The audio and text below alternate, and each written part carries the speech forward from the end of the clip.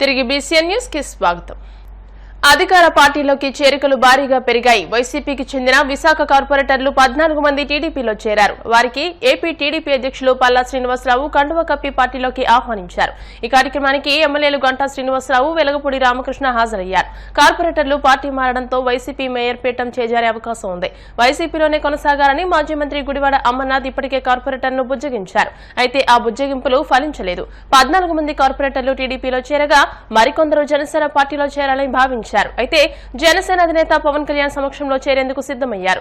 దాంతో 23వ తేదీన లేదా 24న పవన్ సమక్షంలో వైసీపీకి చెందిన కార్పొరేటర్లు జనసేనలో చేరనున్నారు. వైసీపీ సంఖ్యాబలం తగ్గడంతో మేయర్ పీఠం చేజారే అవకాశం కనిపిస్తోంది. ప్రస్తుత పరిస్థితుల్లో మేయర్ పీఠాన్ని ఖచ్చితంగా టీడీపీ కైవసం చేసుకునే అవకాశం ఉంది. కౌన్సిల్ ఏర్పడినప్పటి నుండి 4 ఏళ్ల వరకు అవిశ్వాస తీర్మానం పెట్టడానికి వీలే లేదు. అయితే చట్టంలో మార్పుల ద్వారా మున్సిపల్ కార్పొరేషన్లలో పీఠాన్ని దక్కించుకునే అవకాశం ఉంది. ఆ దిశగా ప్రభుత్వం కూడా అడుగులు వేసే అవకాశం కనిపిస్తోంది. ఎవరు వచ్చినప్పటికీ కూడా ఎవరి మీద కూడా ఎటువంటి బలవంతం చేయలేదు. ఎందుకు ఈ మాట చెప్తున్నానంటే గడిచిన 5 సంవత్సరాలుగా మీ ఆస్తులు ధ్వంసం చేస్తాం, ఒకవేళ పార్టీ మీద పార్టీలోకి రాకపోతే, లేకపోతే మిమ్మల్ని కేసులు బనాయిస్తాను, లేకపోతే మిమ్మల్ని ఎక్కడికి కూడా తిరగనివ్వను అని ఒక దౌర్జన్యమైనటువంటి పాలన మనం గత 5 సంవత్సరాలుగా ప్రజాస్వామ్యాన్ని కాలరాస్తూ, ప్రజాస్వామ్య విలువలు కాలరాస్తూ ఒక నియంత్ర పోకడలతో జరిగినటువంటి పాలన మనం చూసాం. అందుకే వారు అలా చేశారు కనుకనే వారిని ఇంటికి పంపించడం జరిగింది. వైసీపీ పార్టీని ఇంటికి పంపించడం జరిగింది. ప్రజాస్వామ్యం విలువలు కాలరాస్తే ఎవరికైనా పట్టేది అదే గట్టి. కనుక మనం అందరం కూడా ప్రజాస్వామ్య విలువలు కాపాడడానికి ముందుకు వెళ్లాల్సిన అవసరం ఉంది. అందుకే ఈ రోజు వారు తెలుగుదేశానికి సిద్ధాంతాలకు ఆకర్షితులై వచ్చినటువంటి వారు కావచ్చు, లేకపోతే జనసేన సిద్ధాంతాలకు ఆకర్షితులైనటువంటి వారు కావచ్చు, మేము స్వాగతం పలుకుతున్నాం. వారికి ఒక సముచిత స్థానం కూడా కల్పిస్తామని కూడా ఈ సందర్భంగా తెలియజేస్తున్నాం. ఇదే కాకుండా ఒక నాయకుడు వచ్చాడు, కొంతమంది వచ్చేసరికి మరి అక్కడ ఉన్నటువంటి పరిస్థితులతో కొంతమంది ఇబ్బంది పడేటటువంటి, ఎప్పటి నుంచో ఉన్నాం మేము ఇబ్బంది పడుతున్నాం అని చెప్పి కొంతమంది వాపోతున్నటువంటి సందర్భం ఉంది. వారికి కూడా ఈ వేదిక మీద నుంచి మేము తెలియజేసేది, మీ కష్టాన్ని గుర్తించి ఖచ్చితంగా మీకు కూడా సముచిత స్థానం ఇస్తాం. కాకపోతే వస్తున్నటువంటి వారిని మనం అడ్డుపడడం కరెక్ట్ కాదు. ఎప్పుడు కూడా నాయకత్వం అంటే ఒక పోటీతత్వం. మనం ఎంత ప్రజలకు అందుబాటులో ఉంటామో వాటినే గుర్తిస్తారు. ఇలా చెప్పాలంటే కార్పొరేట్ లెవెల్ లీడర్షిప్ అంటే క్షేత్రస్థాయి నుంచి వచ్చేటువంటి లీడర్షిప్. నాకున్నటువంటి అనాలిసిస్ ప్రకారంగా ఒక కార్పొరేటర్ అంటే 75% ఆయన ఫేస్ వాల్యూతోనే గెలుస్తారు. 75% 51. పార్టీ అనేది 25% ఉంటుంది అక్కడ. ఎమ్మెల్యే స్థాయికి వచ్చేసరికి 50-50గా తీసుకోవచ్చు, ఇంకా పై లెవెల్కి వచ్చినా సరే. కానీ కార్పొరేటర్ స్థాయిలో అంటే అనునిత్యం మీరు ప్రజలతో మమేకమై ఆ 20,000-25,000 మంది ఉన్నారు, వాళ్ళందరితో రోజు మాట్లాడుకొని మిమ్మల్ని గుర్తించేటువంటి పరిస్థితి ఉంటుంది. కనుక ఎక్కువగా మీరే సమాధానం చెప్పాల్సినటువంటి పరిస్థితి ఉంటుంది. నేరుగా మిమ్మల్ని అడిగేటటువంటి వారు ఎక్కువ మంది ఉంటారు. మీరు ఖచ్చితంగా ఇక్కడి నుంచి మనం వేసే ప్రతి అడుగు కూడా జాగ్రత్తగా వేయాల్సినటువంటి అవసరం ఉంది. అభివృద్ధి ధ్యేయంగా మనం వెళ్లాల్సినటువంటి అవసరం ఉంది. అలాగే ఈరోజు ప్రతి రాజకీయ నాయకుడికి, రాజకీయాల్లో ఉందాం అనుకున్న వారికి, నాయకత్వం తీసుకుందాం అనుకున్న వాళ్ళు కూడా మనం వేసే అడుగు చాలా జాగ్రత్తగా వేయాలి. ఆర్థిక ఉపేక్షే, డబ్బు సంపాదనే ధ్యేయంగా మనం ముందుకు వెళ్తే నిజంగా భవిష్యత్తు నాయకులకి ప్రజలు చాలా చులకనగా చూసేటువంటి పరిస్థితి ఉంటుంది. మనం అందరం కూడా మన సమయానికి త్యాగం చేయాలి. మనకి ఎన్ని కష్టాలు ఉన్నా సరే ప్రజల యొక్క కష్టాలు తీర్చడంలోనే మనం నిమగ్నమై ఉండాలి. ఇవన్నీ కూడా మీరు ఆలోచన చేసుకోవాల్సినటువంటి అవసరం ఉంది. మిమ్మల్ని ఒక పార్టీ నుంచి గెలిచిన తర్వాత ఇంకో పార్టీలో తీసుకున్నారు, మీరు ప్రజలకు మీరే సమాధానం చెప్పుకోవాల్సినటువంటి అవసరం ఉంది. మేము ఎలా ఆలోచిస్తామంటే మా పార్టీని బలోపేతం చేసుకోవాలి, ఖచ్చితంగా మా సిద్ధాంతాలకు అనుగుణంగా నడుస్తున్నాడా లేదా, ఎటువంటి తప్పుడడుగు వేయకుండా ఉన్నాడా లేదా, అందరినీ సమన్వయం చేసుకుంటాడా లేదన్న కొనలని చూస్తాం. కానీ ప్రజల దగ్గరికి నేరుగా మీరు ఉంటారు కనుక మీరు సమాధానం చెప్పుకోవాల్సినటువంటి అవసరం ఉంది. ఈరోజు మనందరూ కూడా చాలా జాగ్రత్తగా ఆలోచించుకొని ముందుకు వెళ్ళి మన ప్రాంతాన్ని, మన జిల్లాని బాగా అభివృద్ధి చేద్దాం. టీఎంసీ పరిధిలో ఉన్నటువంటి ఏరియాని బాగా అభివృద్ధి చేయడానికే ధ్యేయంగా మనం వెళ్లాల్సినటువంటి అవసరం ఉంది. ఈ రోజు కూడా మీరు అడగొచ్చు, మీరు ఎందుకు తీసుకుంటున్నారని. నాకెందుకంటే విశాఖపట్నాన్ని ప్రపంచంలోనే ఒక ఖ్యాతి కలిగినటువంటి సిటీగా డెవలప్ చేయాలంటే కార్పొరేటర్స్ యొక్క పాత్ర చాలా కీలకం. అభివృద్ధిలో మీ పాత్ర చాలా కీలకం.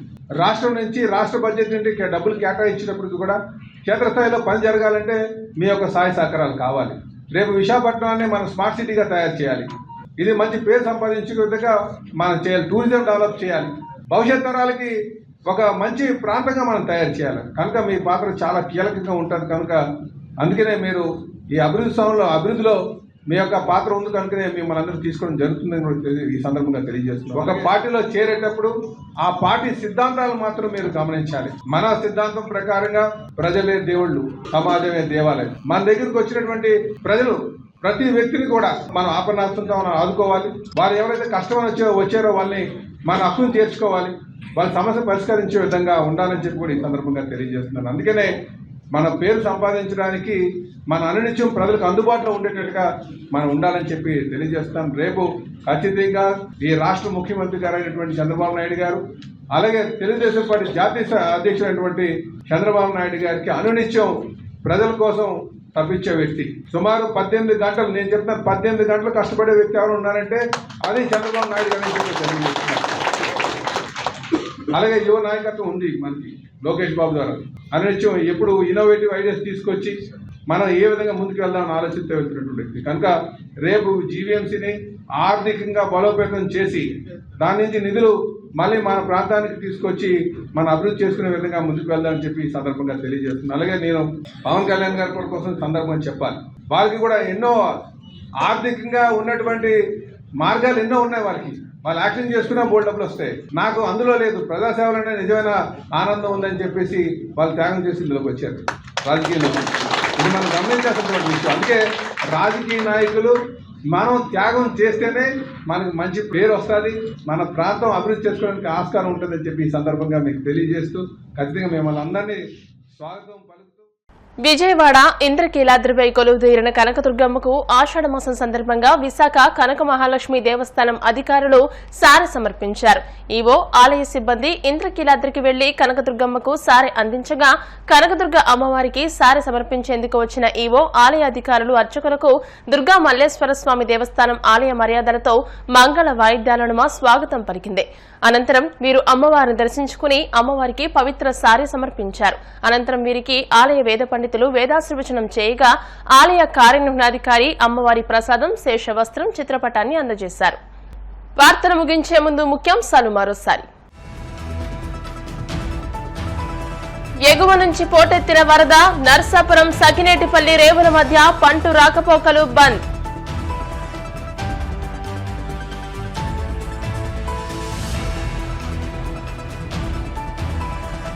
పెదమల్లం మాచేనమ్మ ఆలయానికి పోటెత్తిన భక్తులు, ఆషాఢ పౌర్ణమి సందర్భంగా నిర్వహించిన చండీ హోమం.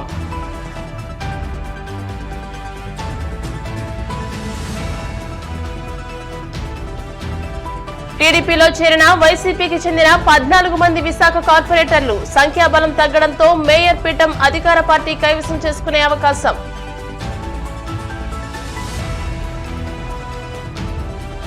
శాకాంబరి అలంకరణలో భక్తులకు కాకినాడ కామాక్షి అమ్మవారి దర్శనం, అమ్మను దర్శించుకుని మైమరిచిపోయిన భక్తజనం. ఈ వార్తలు ఇంతటితో సమాప్తం. మరిన్ని వార్తల కోసం BCN digital YouTube channel, Facebook page ని ఫాలో అవ్వండి. అప్డేటెడ్ వార్తల కోసం ప్లీజ్ సబ్స్క్రైబ్.